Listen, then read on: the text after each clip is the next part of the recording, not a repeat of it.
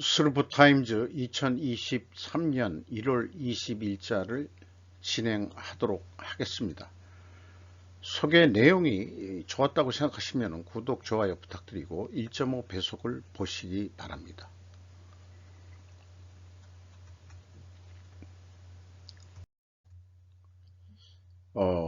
맨 첫 장으로서 그 스위스 다보스 포럼에 가서 그 어떤 그 저녁 모임인 모양인데요. 그 스위스 출신 핸드리케 랑케라는 여자분이 있는 모양인데 이분인 것 같습니다. 외국인 사물놀이패가 있다는 것을 이번 뉴스를 통해서 처음 알았습니다.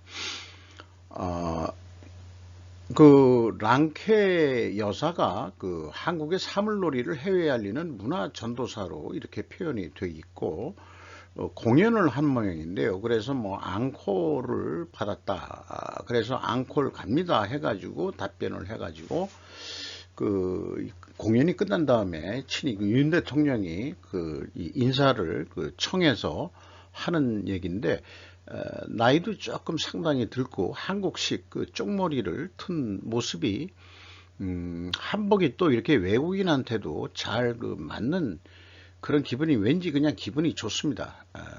김예슬 동아닷컴 기자의 보도 내용이었습니다. CIA 국장은 비밀회동에서 우크라이나의 전쟁을 부채질하는 중요한 원전은 얻기가 더 어려워질 수 있다고 젤렌스키에게 말했다. 인사이더 에린 스노드그레스 기자의 보도 내용인데요. 그 독일이 먼저 보내느냐 미국이 먼저 보내느냐 뭐 이런 그 줄다리기 싸움 같은 것이 뉴스 보도가 됐고 결국은 젤렌스키는 러시아하고 지금 뭐 계속 싸우는데 드디어 이제 그 전차 탱크가 필요하다 좀 달라 이렇게 했는데 미국이 25억 달러 원조가 그 뭐 스트라이커즈라고 그렇게 발음해야 되나요? 우크라이나로 보내지만 이번에 탱크는 없다. 그리고 뭐 미국에서 얘기하기로는 이유 없는 전쟁을 러시아가 벌였다고 그러는데 제 개인적인 생각은 그렇습니다. 이유 없는 전쟁이 어디 있냐? 그냥 재미삼아서 전쟁하는 건 아니잖아요. 그 푸틴은 그냥 작전이라고 표현했던 건 이제 최근에 이제 전쟁이라고 표현하는 것 같고 베를린 독일 쪽의 입장에서는 미국이 탱크를 보낸다면 독일 탱크도 그 수출을 허용할 것이다. 이런 얘기가 있고요. 우리가 폴란드에 그 K2 전차를 팔았습니다만, 뭐 전차라는 게 이제 탱크고 포탄을 쏠 수 있는 그런 거 아니겠습니까? 어, 자관 이런 거를 보니까 전쟁을 휴전 쪽으로 지금 몰아가고 있는 것 같은 그런 냄새가 나기 시작합니다. 어, 뭐한 간접적으로 그 스루프 뉴스에서 또 얘기한 게 있습니다만은 너희들 중국에 이길 수 있는가? 그 자위대 그 장교들한테 한 질문을 책 제목으로 그 자위대 출신 두 사람이 공조로 그 써낸 책이 있습니다. 아베 전 총리의 물음을 제목으로 한 책이 출판됐다. 답은 이길 수는 있지만 미일도 손해는 지대하다라는 식으로 그 책 제목을 해가지고 나왔습니다. 그런데 이제 두 명이 아니고 네 명이나 되는 것 같네요. 그런 것 같죠? 그래서 그 아베 그 전 총리의 질문에 그 규슈와 오키나와가 그 전소되고 도쿄의 핵무기가 날아오는 지경이 된다면은 설사 이긴 데들 전쟁에 무슨 의미가 있겠습니까? 라고 지적을 했다. 대만 상황이 정말 현실화되면 승자는 없다. 라며 이긴다기보다는 그런 사태가 발생 안 되도록 우리가 그 억제력을 좀 세워야 되지 않겠느냐. 이런 게 이제 결론인 책인 것 같습니다. 근데 이제 요즘에 그 중국의 그 3천만이라는 그 노총각들 그 결혼 못하고 짝이 안 맞아가지고 아니면 또 해결할 방법은 있죠. 여자가 한 3명, 남자를 3, 4명 데리고 살면은 해결은 됩니다. 안 될 거 없어요. 모계 사회로 가면은 중국이 해결이 되는데 제가 C라면은 그 3천만 명 그 남자들을 어떤 그 국내 불안 요소가 이제 막 일어나겠죠. 그 이 장가 못 가면은 그렇게 되면은 그 공격력을 이 욕구를 어떻게 해결할 거냐 그러면은 그걸 전쟁으로 소화하겠다라는 책상을 저는 낼 것입니다. 제가 그 시진핑이라면은요. 그렇게 생각이 드는데요. 그래서 전쟁이 일어날 수 있다. 제2의 그 한국 전쟁의 인해 전술로 또 내려오는 그런 무시무시한 그 걱정도 하게 됩니다. 이런 생각을 좀 해봤어요. 이 뉴스를 통해서. 이집트 FA50 현지 생산 한국항공우주 하나 에어로스페이스 수혜라는 제목으로 헤럴드 경제에서 뉴스 보도가 나왔는데 이슬람권에서 AOI 그 이슬람이라기보다도 이제 아랍이라고 통칭하는 모양이네요. 그런 그 어떤 이 군수산업 업체가 있는데 그 계속 합의를 해가지고 FA50을 그 이집트 내에서 현지 생산하는 거로 이런 지금 협상이 거의 완성 단계다 하는 뉴스가 나왔습니다.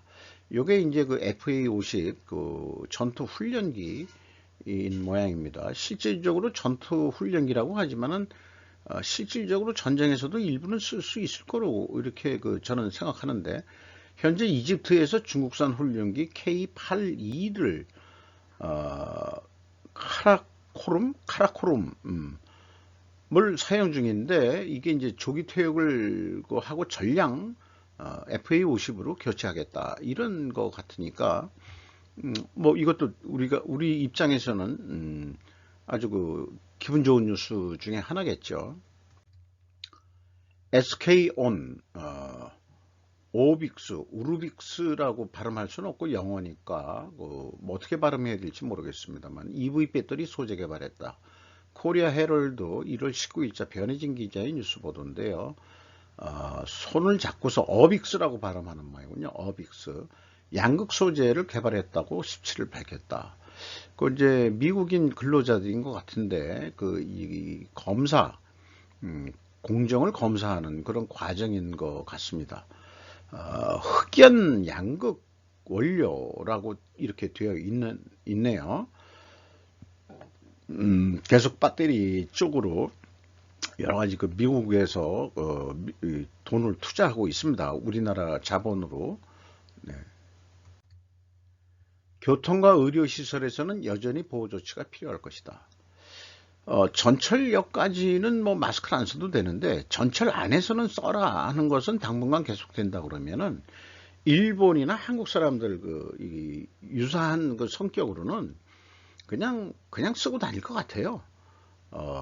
저는 그렇게 생각합니다. 왜 그러냐 그러면 또 겨울 감기도 있고 그 다음에 또 중국 미세먼지도 있고 요거는 블룸버그 차상미 보도원이라고 해서 그동안에 블룸버그 통신에서 한국 뉴스들을 차상미 기자 이름으로 많이 했는데 방송에서 직접 이렇게 나와 가지고 하는 얼굴을 처음 봤습니다.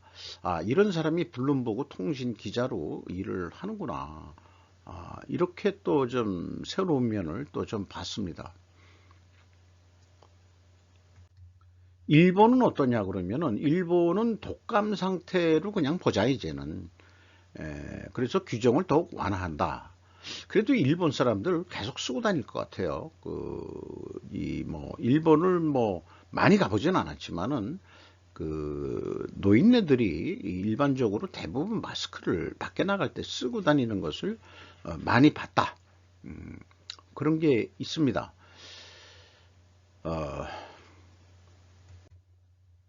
어저께 스르프 뉴스에도 성한 사람들과 성박 사람들이라는 그런 시각에서 구룡마을 화재를 소개를 했습니다만은 이것도 찍힌 걸 보면은 저 건너편이 개포동 고층 아파트들이 쫙쫙 올라가고 있는 거고, 구룡 머울에서 그 화재가 다 이제 진압이 된 상태에서 찍힌 모양인 것 같습니다. 그런데 이제 연속해서 그 화재가 계속 10여 년 동안 몇 차례 나고 있거든요. 그래서 구룡마을의 실제 땅 주인은 누구냐, 그런 게 이제 궁금해지는데, 검색을 해보면은 투데이 신문 거가 이제 이 검색이 되는데요. 2016년이면은 이제 그 박원순 시장 때 얘기인데, 공영 개발이 확정됐었다. 그래가지고 이른바 딱지 구입을 해서 들어온 투기꾼들조차 공영 개발을 하면은 보상 이런 게 그냥 그 공시가 뭐 이런 정도로 하니까 투기꾼들이 이제 별 볼 일 없게 됐다, 뭐 이런 식의 얘기를 했고, 또 연관해서 계속해서 한탕 노린 투기꾼들이 유입이 되고 있다. 그래서 그 구룡마을에 사는 사람들은 땅 투기 목적으로 들어온 사람들이든가 아니면은 누군가의 도움을 절박하게 기다리는 빈민, 둘 중에 하나다, 이렇게 얘기를 했거든요. 강남에 극과 극이 보이는 이 동네, 이런 데가 있습니다. 근데 이제 개인적으로 약간 한 젊은 좀 10여 년 전의 기억으로 그 봉사활동을 간 적이 있는데, 그 신사동 쪽에 그 고속도로 변에 옛날 집에 그 도배 봉사를, 제가 직접 도배를 하는 게 아니고 전문가들이 하는데, 이제 뒤에 잡부로서 제가 무슨 기술이 없다 보니까, 이게 막 건설로 치면은 노가다 봉사를 좀 해본 적이 있는데, 강남이 그렇게 개발이 돼 있으면서도 여전히 옛날 집에서 사는 그런 사람들이 있는 것도 현실이라고 말씀드리겠습니다. 제가 이것은 표현인데요. 이재명 씨도 여기 다녀간 모양인데, 과거 소년 이재명이 경험했던 청계천, 판자촌 강제 철거, 성남 이주와 같은 강압 정책은 현재 쓰기는 좀 어려울 것 같아요. 옛날보다는 그래도 좀 민주화가 된 입장에서는 그렇게 생각이 들어갑니다. 저는 청계천 출신이 아닙니다만은, 김동연 그 부총리 했던 친구도 그 청계천 판자촌 출신이라고 그러죠. 그래서 둘이 뭐 짝이 배가 맞아가지고, 김동연 그 친구는 뭐 경기도 지사가 됐습니다만은, 이재명이하고 손을, 그래도 이해가 안 됩니다. 난 그쪽이 아닌 줄 알았는데, 이 초록은 동색인지 그런 식으로 됐는데, 저는 그 약수천변에서 내려오는, 그래서 시구문에서 그게 이제 물이 만납니다. 그래서 이관수 딸이라고 아시나 몰라요. 이관수 딸이라는 게 있는데, 그 물이 청계천에 합류하는 데를 이관수라고 그러는데, 그게 옛날에 일제시대 때는 묻혔었죠. 근데 이제 그 어르신들이 이관수 다리에서 살았다, 뭐 이런 얘기를 좀 하는데,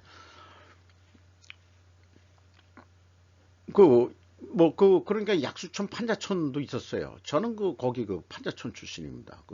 약수 시내, 약수동에서 내려오는 개천변. 그러니까 뭐 구체적으로 얘기하면 신당동 판자촌 출신입니다. 뭐 사람이 다 틀린 거예요. 같은 판자촌이라고 전부 다 좌빨되고 그러는 거 아닙니다. 네. 젊었을 때는 조금 그럴 수 있겠죠. 왜 그러냐 그러면은 독재 정권 밑에서 대부분 또 저항감이란 게 있는 거니까. 근데 일반인들은 대부분 보수적이 돼 가고 있습니다. 그렇다는 얘기고요. 네탄야후가 다시 집권을 했는데, 미국 관리들과 만나 사우디아라비아와의 돌파구를 마련하고 있다. 뭐 의미 있는 얘기고요. 사우디아라비아 영공을 통과해 가지고 수틀리면은 전투기도 날아가는 거, 사우디아라비아에서 눈 감아주면은 이스라엘 전투기가 이란도 폭격할 수 있는 그런 가능성도 있겠죠. 좀 강성으로 보입니다. 네탄야후 총리는. 잃어버린 30년을 상징하면서 일본의 국제 경쟁력이 과거 최저 34위에 가라앉은 이유. 야마다 미노루라는 그 어떤 그 기업 경영 하시는 컨설턴트 입장에서 글을 쓴 것 같은데요. 일본 한 명당 GDP는 미국의 절반 이하다.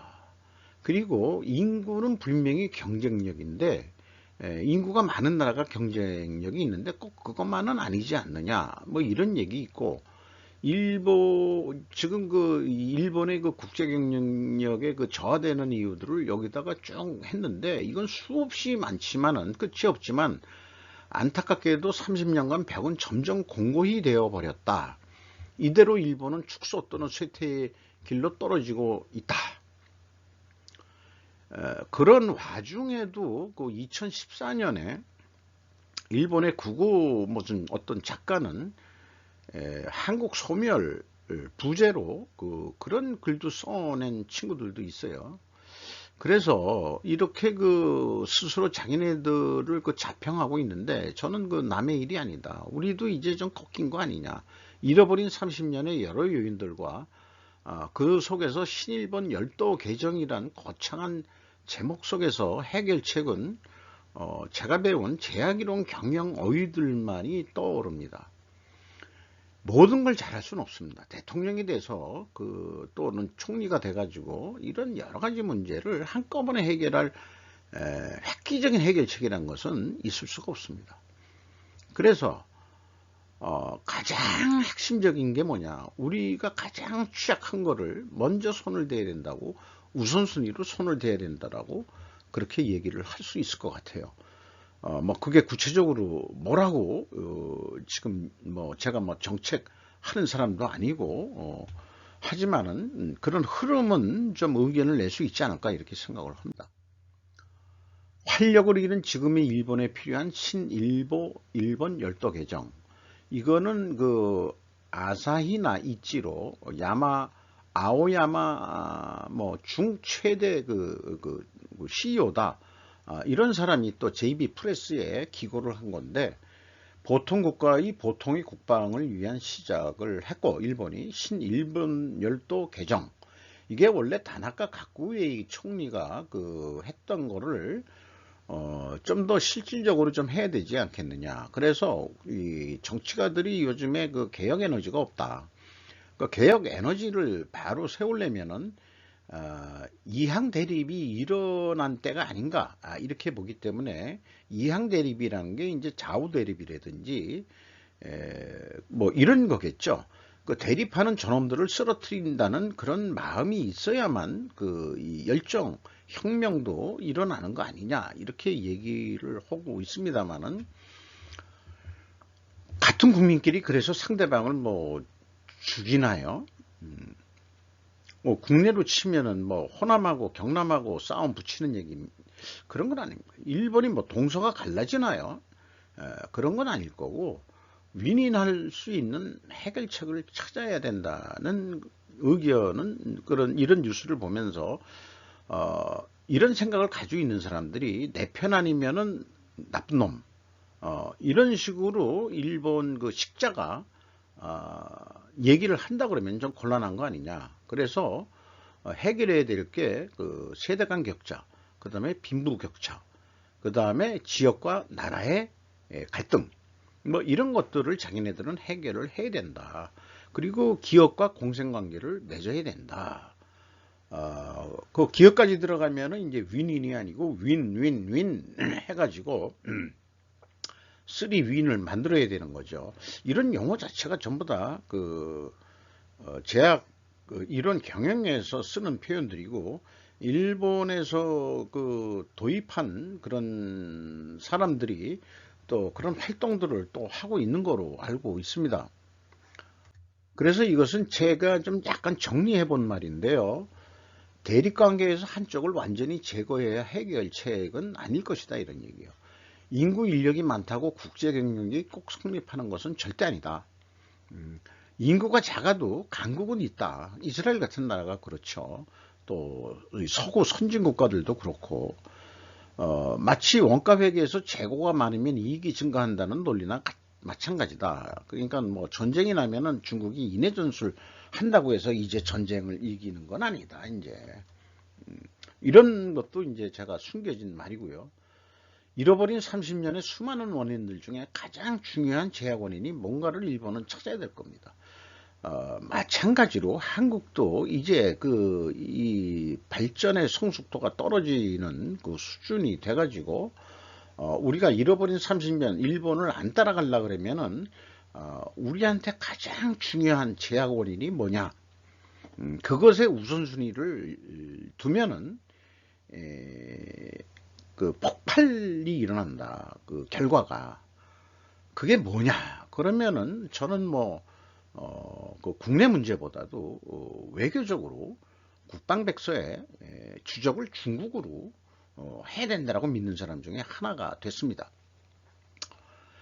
그게 이제 그 일본 쪽에서는 나중 국방비니까 요즘 그래서 그 보통 국가 하려고 국방비 올리면은 이제 그 해결이 되겠느냐. 근데 이제 반대 여론이 엄청 많이 일어나죠. 그래서 일본의 보수세력은 명치유신 성공신이나를 그 재생하려는 것 같은 움직임들이 지금 발언들이 쏟아져 나오고 있는 거죠. 이런 것 같고요. 그래서 우리는 그 일본의 잃어버린 30년을 타산지석으로 삼아가지고 예방을 해야 되지 않겠냐. 그리고 또 요즘에 뭐 2022년에 한국 방산이 잘 나갔다고 외국에서도 뉴스가 많이 나오는데 불허하면서도 미국 같은 경우가 우리가 너무 나가면 또 견제할지도 모르죠. 그런 게 또 왜냐하면 그 미국 자체가 군산 복합체인 나라이기 때문에 지들도 최신 무기를 아주 비싸게 팔려고 하는. 근데 우리 게 좀 싸죠. 근데 이제 그 기술은 조금 떨어질지는 몰라도 건방져지면 안 되는데 또한 그게 무엇일까? 그래서 다음 장에도 그 소개합니다만은 제가 또 오타를 냈네요. 금융자본사관 쪽으로 말을 풀어내는 그 국제정치학 박사가 있습니다. 국제외교 무슨 뭐 그래서 그 개인적으로 무슨 뭐 그 국제 뭐 정치전략연구소인가 뭐 이름을 붙여서도 활동하는 그 젊은 박사가 있는데 저보다 젊다는 뜻이지 먹을 만큼 먹은 사람이고요. 근데 이제 제가 그거에 반해서 다 동의하기가 좀 쉽지가 않아가지고 제 슬프 타임즈가 그 테마로 하고 있는 생존 우선순위, 그 생존사관은 어떻게 보면은 자연과학적인 철학관에서 좀 출발하고 있고 금융자본사관 이런 것은 사회인문학적인 그런 차이, 관점의 차이가 있을 것 같아요. 그래서 기승전 항상 그 로스 차일드로 결론을 내는 그런 자본사관을 가지고 있는 그 사람의 그 일주일에 한 번씩 무슨 잠깐 소개하고 돈을 받는 거는 뭐 정예방송이라고 해서 뭐 하고 있는 모양인데 이런 표현으로 그 아주 비약적인 표현을 합니다. 반일운동은 다른 시각으로는 친미행위다. 이런 거 하고요. 그 다음에 조총련과 합세한 간첩 활동을 하는 이 남한 세력들이 있다. 일본과 한국은 다르지 않다. 똑같은 방식으로 미국의 간접 통치를 받고 있는 구조가 같다. 그래서 반일운동의 기원이 뭐냐 이런 얘기들을 어떤 데이터나 이런 걸 통해 가지고 쭉 설명을 하고 있습니다만은 얘기를 하면서도 자기 얘기 들을 때는 고개를 추궁하는 것 같으면서도 우리가 워낙 그 좌우에 그 쇠뇌돼 있어 가지고 깜빡깜빡 잊어버린다 이거죠. 아이 죄송합니다. 자꾸 기침이 나오려고 그러는데 그러니까 감기가 다 나갔는데 말이죠. 그래서 한국이 이제는 그 양보할 시점 아니냐. 1965년에 그 한일 협정 그 배상으로 끝난 게임을 가지고 지금까지 뭐 하는데 계속해서 끌고 있고 그 반일 운동을 일으키는 그 주목적이 뭐냐. 한일 갈등을 과연 누가 만드느냐. 뭐 이런 거로 하면서 미군에 의한 일본 간접 통치에 대한 소개를 하고 있고요. 그 다음에 미군정의 일본 통치 방식에 대해서 좌우를 다 같이 키운다. 이런 아유 죄송합니다. 이거 끊었다가 다시 해야 될 것 같기도 한데 그냥 계속 하겠습니다.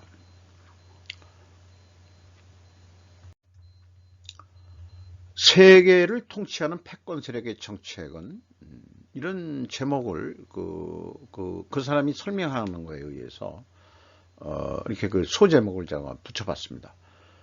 노조와 야쿠자는 동일하다. 우리나라도 그럴까요? 일본 사회주의 학생운동을 했던 좌파를 누가 지배하나? 미 군정이 좀 부추긴 거 아니냐. 그러니까 이제 그 정치인들을 보수 애들을 세우더라도 얘네들이 그 미국 말을 잘 안 들을 것 같으면은 그 반대 세력을 또 키워야 되니까 그런 차원에서는 이 김대중 대통령을 키웠다. 이런 식으로도 이제 논리 전개가 되는 거죠. 그 남북한이 화해하려면은 남한이 일본한테 배상을 그렇게 계속 사죄 요구를 하면서 좌파는 왜 남북한 화해를 하는데 일본한테 하는 것처럼 왜 배상 요구를 안 하냐? 왜 그러냐? 6.25를 북한 놈들이 일으킨 거 아니냐 이게요. 그렇게 믿는다면은 우리가 남침을 받은 거지 북침을 했습니까? 그 역사적으로 북침이 아니고 남침 중국 아니 북한 공산당의 그 남침이 역사적으로 인정된 거 아니에요. 그 뭐 한국에 변변한 무기가 있었습니까? 그건 뭐 객관적으로 인정되는 건데 왜 그 북한한테 배상 요구를 안 하고 친해보자고 그러는지 이율 배반적인 게 우리나라의 그 좌파들이다. 이런 얘기로 이제 풀어나가는데 일견 설득력이 있는 얘기죠. 그리고 보수주의라는 게 이제 컨서베이티브라는 게 자신들의 역사를 지키려는 자들이고 일본으로 친다 그러면 일본의 역사를 지키려는 자들이라고 그러는데 우리나라는 어떻게 기독교를 믿으면은 왜 보수냐? 이렇게 또 이제 반어법적인 질문을 합니다. 기독교가 우리나라 전통적인 철학이고 이 종교는 아니지 않느냐? 그런데 진보인데 왜 한복 입냐? 양복 입지. 명치유신 세력이 서구의 복을 입고 머리를 깎았죠. 그 사람들도. 그리고 좌파들은 한복 입고서 추모 행사를 그렇게 많이 해요. 그 추모라는 게 제사 지내는 건데 제사 지내는 거는 보수 유교적인 사고방식 아닌가 이러면서 이제 비아냥거리면서 좌파를 좀 비난하는 그런 식으로 이제 말을 풀어갔습니다. 그리고 일반적인 사람들은 보수적이다. 왜냐하면 전통을 존중하고 또 그렇게 사는 거 아니냐. 그랬는데 이제 한국에서 요즘에 진보와 보수가 헷갈린다.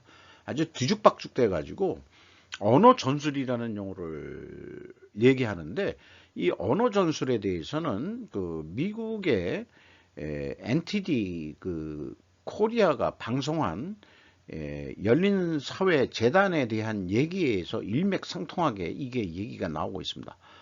요 소개 다음에 그거를 좀 정리를 해서 또 소개를 하도록 하겠습니다. 그래서 그 사람의 그 방송을 보면은 일정 부분 너무 논리비약적인 것으로 느껴지기는 하는데 나름대로 연구하고 그 다음에 생각한 게 많고 그러다 보니까 절절히 그냥 하나하나 그렇게 설명을 안 하고 본인은 그 긴 화살 같은 논리를 그냥 비약해서 띄고 있는 거로 저도 좀 이렇게 우호적인 쪽으로 이렇게 해석을 자꾸 하고 싶은데 뭔가가 좀 안 나와 있는 게 있어요. 안 다가오는 게. 그게 내가 뭐 당신은 수준이 낮아서 그래요. 그렇게 얘기한다면 할 말은 없는데, 그래서 아까 그 얘기한 대로, 금융자본사관하고, 그 다음에, 저와 같이 생존이라는 세관하고는 틀린 거다. 관점이 좀 다를 수 있다.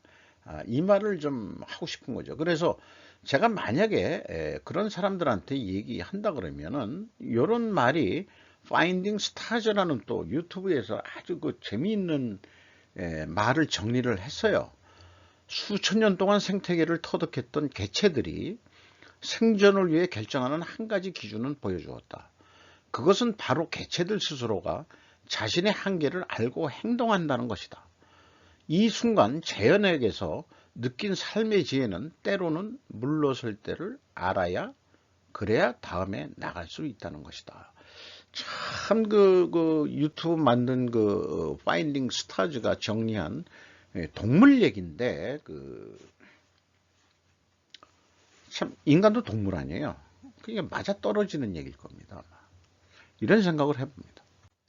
자, 그 소로스에 대해서 미국을 통제하기 위한 189달러의 계획 1부인데 2부가 언제 나올지 모르지만은 NTD가 그 인터뷰한 사람이 맷 팔롬보라고 해서 탐사 저널리스트라고 되어 있고요. 커튼 뒤에 남자라는 책을 썼는데 이게 조지 소로스를 두고서 하는 얘기입니다. 쭉 한번 읽어보시고 이 사람이 나치 홀로코스트 때 이 말하면 동원돼서 그걸 뭐라 그러나요? 뭐 우리 잊어버렸습니다만은 그렇게 했답니다.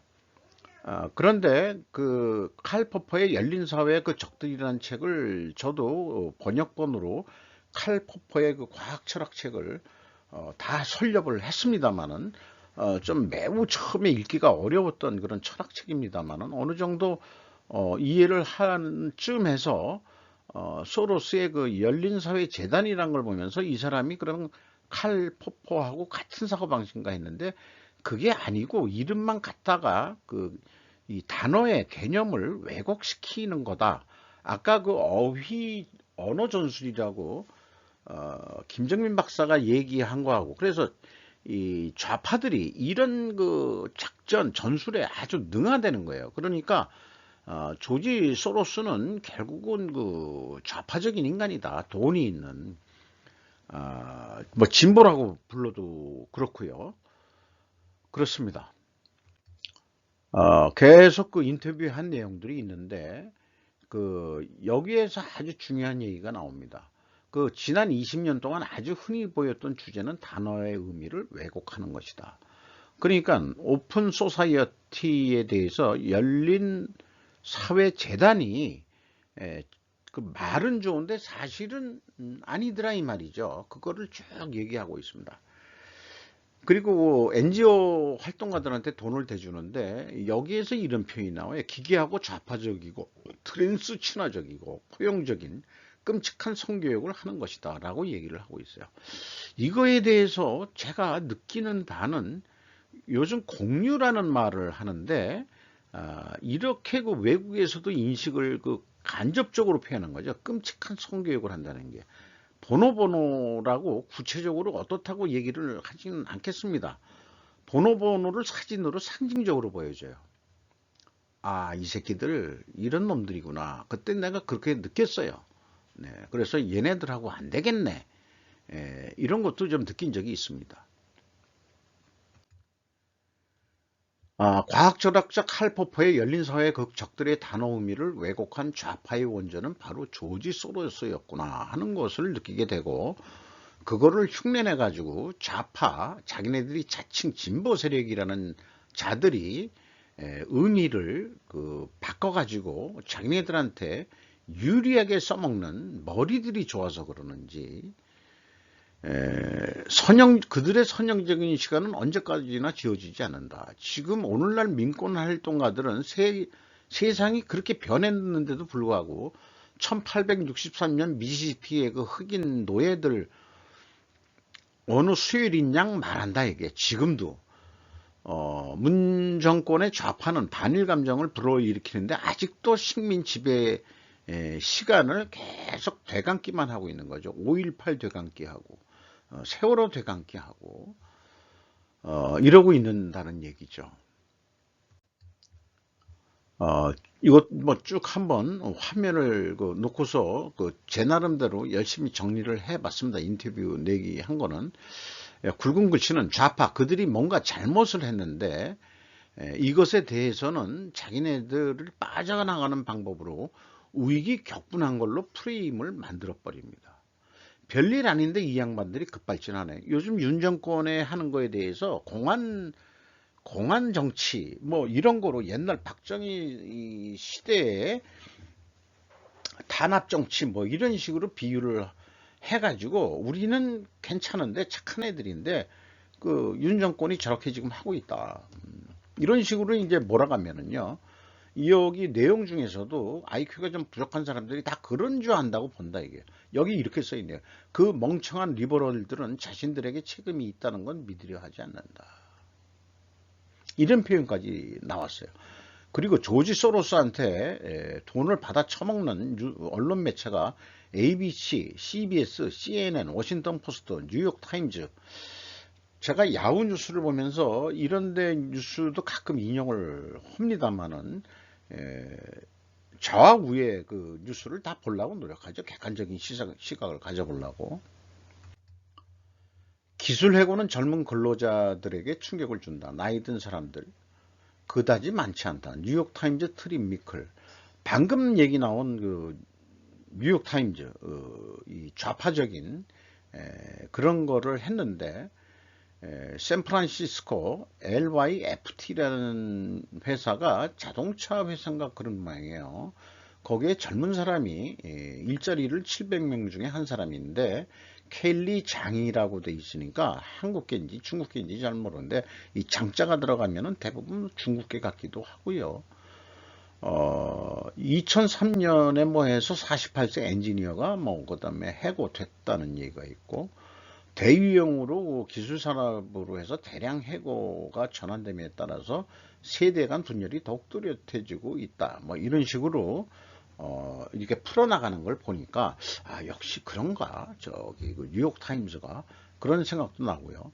그래서 이제 지금 뭐 미국은 일자리가 늘어난다 어쩌고 저쩌고 얘기하고 있는데 마이크로소프트는 10,000명, 그 다음에 그 알파벳이 그 한 12,000명, 그 다음에 메타, 아마존, 세일즈포스 같은 데도 정리 해고, 대규모 정리 해고를 하고 있다.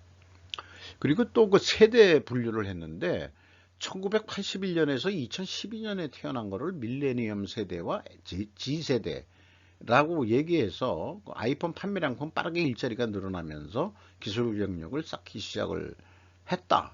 그렇게 되는데 이제 이 사람들이 또 어떻게 될지 모르죠. 나이가 이제 그 먹었으면은. 그 다음에 반면에 1946년에서 1980년 사이에 태어난 베이비붐 세대와 X세대라고 그랬는데 요걸 좀 나눠서 그 좀 해야 되는데 이렇게 두 가지로 크게 묶어가지고 왜 이렇게 풀어매기는지는 모르겠어요. 그래서 개인의 그 초기 경험은 재정 위험에 대한 욕구를 강하게 결정한다. 뭐 이렇게 표현했는데 그 뭐 말은 되는데 무슨 의미인지 처음 그 젊었을 때 한번 잘리면은 이 재정 위험에 대해서 그것을 그런 위험을 안 당하려고 안정적인 직장을 차리려고 이렇게 노력을 하게 된다는 뜻으로 이렇게 쓴 것 같아요. X세대에게 닷컴의 몰락은 그들의 경력 추기에 닥쳤다. 해고에 대한 수치심은 사라졌습니다. 뭐 해고된 것에 실망했지만 또 전화위복이라고 보려고 하고 노력을 하고 있다. 이런 뉴스를 내보냈습니다. 뉴욕타임즈에서. 이게 이제 그 켈리 장이라고 여성인데요. 자동차 회사에서 이번에 정리 해고돼서 인터뷰를 한 여자 같습니다. 이상 1월 21일자 스르프 타임즈를 마치도록 하겠습니다.